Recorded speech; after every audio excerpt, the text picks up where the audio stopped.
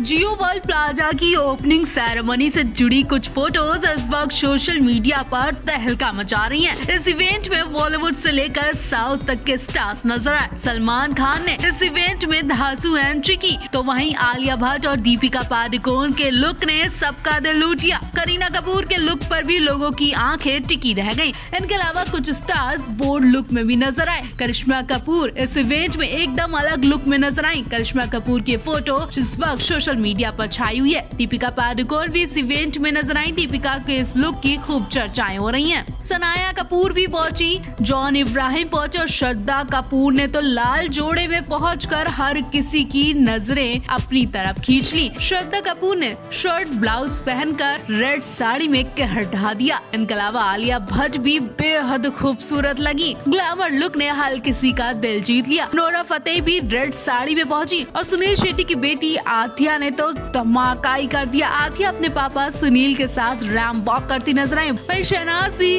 Red dress में नजर आई। सारा खान भी इन सबसे पीछे नहीं रही। वहीं जानवी कपूर, कैटरीना कैफ और मलाइका अरोड़ा भी नजर आई और सोनम कपूर लहंगे में पहुंची। माधुरी दीक्षित और रश्मिका मंदाना भी नजर आई।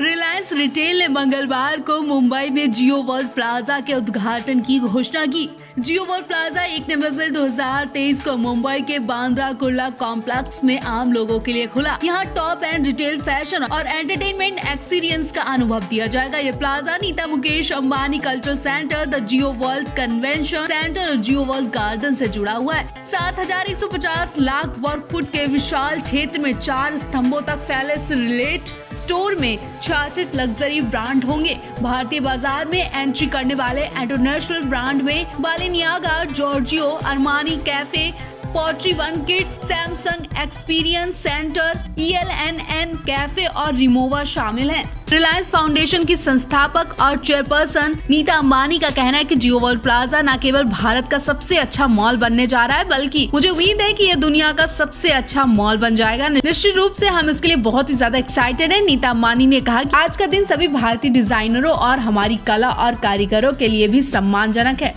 अंबानी के जियो वर्ल्ड प्लाजा की इस वक्त देश भर में चर्चा हो रही है। इस अद्भुत मॉल ने हर किसी का ध्यान खींच लिया। आज इस भव्य मॉल का उद्घाटन भी हुआ, जिसमें लगभग पूरा बॉलीवुड नजर आया, लेकिन नहीं नजर आई तो हेमा मालिनी जी। सलमान खान जो हर किसी की पार्टी या इवेंट में ऐसे ही नहीं जाते हैं, बल्कि काफी ज्यादा सम्मान के साथ बुलाए जाते हैं, लेकिन वो भी अंबानी के इस मॉल में पहुंचे। तमाम खूबसूरत एक्ट्रेस ने जलवा बिखेरा, लेकिन हेमा मालिनी को इस मॉल से दूर रखा गया। इस मॉल की ओपनिंग की इनवाइट नहीं भेजा गया। अब वजह क्या हो सकती है वो तो वही जाने। जबकि हेमा मालिनी अंबानी के गणेश उत्सव में पहुंची थी, फिर इस इवेंट से क्यों दूर रखा गया? क्या इवेंट जवान स्टार्स के लिए था? हेमा मालिनी क्या बूढ़ी हो चुकी है, इसलिए उन्हें इस लग्जरी मॉल में नहीं बुलाया गया?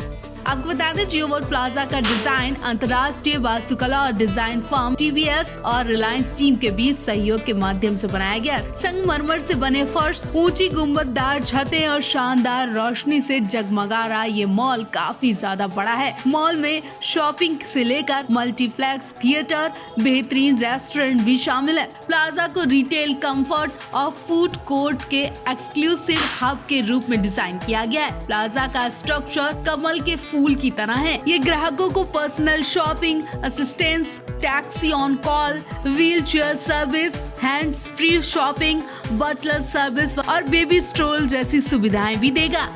हर तरफ करवा चौथ के त्योहार की धूम दिखाई दे रही है। हर तरफ शॉपिंग का क्रेज देखा जा रहा है। सुहागन महिलाएं इस दिन का बेसब्री से इंतजार करती हैं और आखिरकार अब वो दिन आ ही गया। बॉलीवुड इंडस्ट्री में भी इस बार स्पेशल करवा चौथ का त्योहार मनाया जाएगा, क्योंकि इस बार परिणीति से लेकर कियारा आडवाणी जैसी कई एक्ट्रेस ने शादी की है, तो इनका ये पहला स्पेशल करवा चौथ होने वाला है। लेकिन जो पहले से शादीशुदा है वो भी इस वक्त खूब चर्चा में है, जिसमें से एक नाम हेमा मालिनी जी का भी है। यूँ तो हेमा मालिनी अपने पति धर्मेंद्र को लेकर कोई रिस्क नहीं लेती हैं और ये तो आप सब जानते ही हैं। लेकिन हेमा मालिनी करवा चौथ का त्योहार कैसे मनाती होंगी, इसका जवाब सुनकर आप सभी की हवाइयां उड़ जाएंगी। फैंस काफी ज्यादा दुविधा में, क्योंकि धर्मेंद्र तो अपने फार्म हाउस में रहते हैं, तो क्या धर्मेंद्र की पूजा करने के लिए फार्म हाउस प्रकाश हेमा दोनों जाती हैं? लेकिन आज तक हेमा प्रकाश ने एक दूसरे का चेहरा तो देखा नहीं, तो फिर वो वहाँ कैसे देख सकती हैं? या फिर धर्मेंद्र प्रकाश के घर जाते हैं या हेमा के घर, और पहले किसके घर जाएंगे? अगर प्रकाश के घर पहले जाएंगे तो हेमा को इंतजार करना पड़ेगा, और अगर हेमा के घर पहले जाएंगे तो प्रकाश कौर का इंतजार करना पड़ेगा या इस दिन पर धर्मेंद्र दोनों पत्नियों को टाइम देते हैं। भैया आपको बता दें, हेमा मालिनी अपने पति धर्मेंद्र के लिए एक फिल्म की शूटिंग में बड़ा फैसला ले चुकी हैं। हेमा ने शादी के दूसरे दिन विधवा का रोल करने से साफ इनकार कर दिया था। उन्होंने शादी के दूसरे ही दिन सफेद साड़ी पहनने से साफ इनकार किया था। इससे हेमा और धर्मेंद्र का प्यार तो साबित हुआ, साथ ही हेमा अपने सुहागन का फर्ज कैसे निभाती है वो भी देखने को मिला।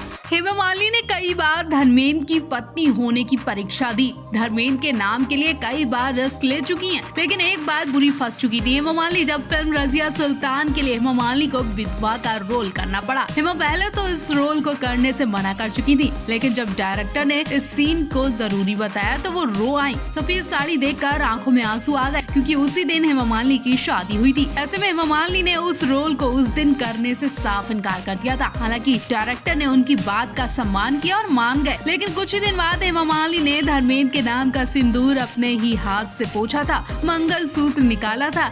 ये सब करते हेमा मालिनी बुरी तरह कांप रही थी। हेमा मालिनी ने खुद इस बात का खुलासा किया, वो इसलिए डरी हुई थी क्योंकि उनकी और धर्मेंद्र की जिन हालातों में शादी हुई थी वो बहुत ही बड़ा रिस्क था। उन्होंने अपने परिवार से पंगा लेकर ये शादी की थी। पूरा देओल परिवार इस शादी के खिलाफ था। इतना ही नहीं, हेमा मालिनी पर हमला भी हुआ था, क्योंकि देओल परिवार प्रकाश की जगह हेमा को नहीं देना चाहता था। ऐसे में ये सारी बातें हेमा को अंदर ही अंदर खाई जा रही थी। कहीं कोई अनहोनी ना हो जाए, इस बात के डर से हेमा मालिनी इस दिन पर इस रोल को बिल्कुल करने को तैयार नहीं थी। उन्होंने इस सीन को कुछ दिन बाद किया।